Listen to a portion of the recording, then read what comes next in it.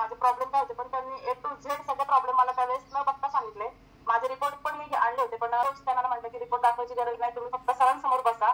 आणि त्यावेळेस मान्यच नव्हतं अजिबात. पण आईला कॉल चालू करायचा होता, कारण तिचा रिझल्ट येणं महत्वाचं होतं. कारण की वडील गमावलेले होते आणि एक आई होती की जिच्याकडे लक्ष देणं खूप गरजेचं होतं, तिची तब्येत सांभाळणं गरजेचं होतं. त्यामुळे तिला कॉल चालू करून दिला, आपला आहार चालू केला लगेचच तिला. आणि दुसऱ्या दिवशीपासून कॉलवर आली. वर्कआउट करता येत नव्हतं, पण मेडिटेशन करायची, बसायची, सकाळ संध्याकाळ दोन्ही टाइम कॉलवरती असायची. चेअरवर बसल्याबरोबर थोडंसं हातपाय हलवायची, पण अजिबात जमत नव्हतं. आहार घेतल्यानंतर जवळजवळ 5 किलो तिचं वजन कमी झालं आणि तिच्या संधिवाताचा जो त्रास होता तो जवळजवळ 60% कमी झाला. हळूहळू चालायला लागली आणि माझ्याकडे आली. विश्वास बसत नव्हता आणि त्यावेळेस इतकं रडलो होतं आम्ही दोघी जणी तिला बघूनच. आणि त्याच्यानंतर मग मी वर्कआउट करायचे, पण माझं काही वजन कमी करत होत नव्हतं. 2 किलो वजन कमी व्हायचं, पण चुकीचा आहार, सकाळचा नाश्ता असायचा तो एकतर भाजी चपाती, चहा, खारी, बिस्किट हे असं चालू होतं. त्यामुळे वजन वाढायचं. खूप सारे प्रयोग केले होते लॉकडाऊन मध्ये, जास्त घरचं खाणं, काहीतरी नवीन बनवणं, वर्क फ्रॉम होम होतं, त्याच्यामुळे खूप वजन वाढलं होतं. आणि वजन वाढल्याबरोबरच मला एवढं त्रास चालू झाले होते की मला इतक्या पायाला मुंग्याच्या सकाळी उठलं की मला चालता येत नव्हतं.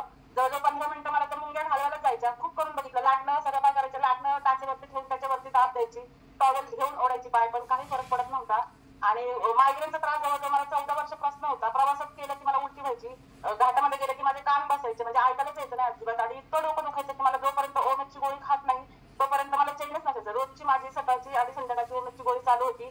प्लस माझा मायग्रेनचा त्रास होता तो खूप वाढलेला होता. वजन वाढलं होतं, त्याबरोबर स्किन खराब झाली होती, दम लागायचा. एक जरी पायरी म्हणजे एक जरी जिना मी चढले तरी सुद्धा मला नको व्हायचं. चालायला गेले तरी सुद्धा मी 15 मिनिटांमध्ये घरी यायचे, कारण सोबत कोणी नसायचं. गाणे लावून जायची, घरी आलं की परत खायची.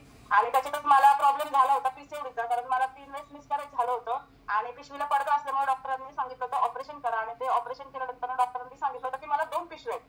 त्यामुळे इतकं टेन्शन मध्ये आलं. डॉक्टरांनी प्रत्येक वेळेस मला सोनोग्राफी करायला बोलवायचे, पिरियड्स मला वेळेवरती येत नव्हती.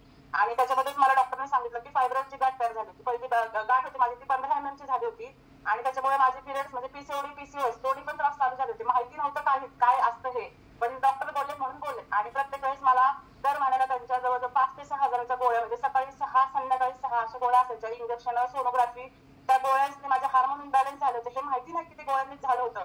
वजन वाढलं होतं, अंगावरती लव यायला चालू झाली होती, म्हणजे खूप साऱ्या तक्रारी चालू झाल्या होत्या. पण मला पाठणीचा पण त्रास चालू झाला हळूहळू. वजन वाढल्यामुळे खूप सारे प्रॉब्लेम चालू झाले होते. त्याच्यानंतर मग ज्यावेळेस मला डॉक्टरांनी दर महिन्याला सोनोग्राफी करायचं, डॉक्टर सांगायचे की पुढच्या महिन्यात या, बरं होईल. त्याच्यानंतर त्यांनी मला 6 महिन्याचा कोर्स सांगितला.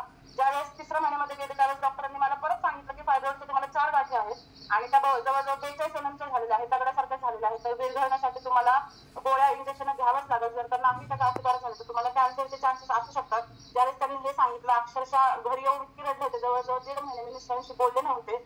2 वेळेस सुसाईड करायचा प्रयत्न सुद्धा केला होता, कारण की इतकी चिडचिड व्हायची की इतका त्रास व्हायचा की म्हणजे कपडे फाड, पेपर फाड, चादरी फेकून दे, म्हणजे इतकं माझं असं मेंटली डिस्टर्ब झाले होते. कुणाच्या वाढदिवसाला जात नव्हते, कुणाच्या लग्नाला जात नव्हते, कुठल्याच नातेवाईकांशी बोलतच नव्हते, कारण प्रत्येक वेळेस बाहेरचे सुद्धा खूप निगेटिव्ह बोलायचे. आणि इतका त्रास झाला होता की म्हणजे देवाला म्हटलं की आता काहीतरी करून मला, म्हणजे एकतर तू वरती तरी घेऊन जा, नाहीतर मला चांगलं तरी कर. इतका म्हणजे प्रॉब्लेम इतके फेस केलेले आहेत. आणि ज्यावेळेस आपला कॉल चालू केला, गिरजेवाडीने मला इतका आधार दिला सरांनी, मॅडमनी. प्रत्येक वेळेस कॉलवरती रडणं, कॉलवरती बोलता येत नव्हतं, इतकं म्हणजे मला कंट्रोल व्हायचं नाही, खूप सारे त्रास होते.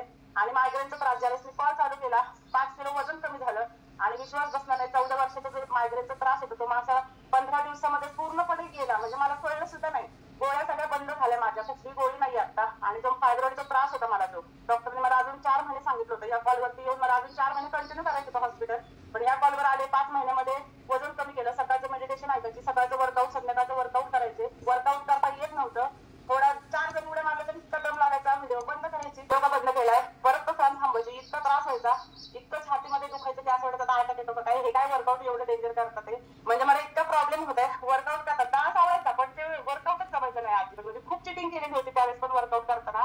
पण ज्यावेळेस 5 किलो वजन कमी झालं, माझा प्रॉब्लेम हा जो सॉल्व्ह झाला मायग्रेनचा, त्यावेळेस पायाला ज्या मुंग्या होत्या त्या सुद्धा बऱ्या झाल्या, म्हणजे आता काहीच होत नाहीये. आणि त्याच्यातच मग गिरिजा मॅडमने सांगितलं की मला फायब्रॉइडचा प्रॉब्लेम आहे असं सांगितलं. दुसऱ्या महिन्यात सांगितलं, त्या महिन्यामध्ये काहीच रिझल्ट शेअर केला नव्हता. गिरिजा मॅडमने सांगितलं नव्हतं.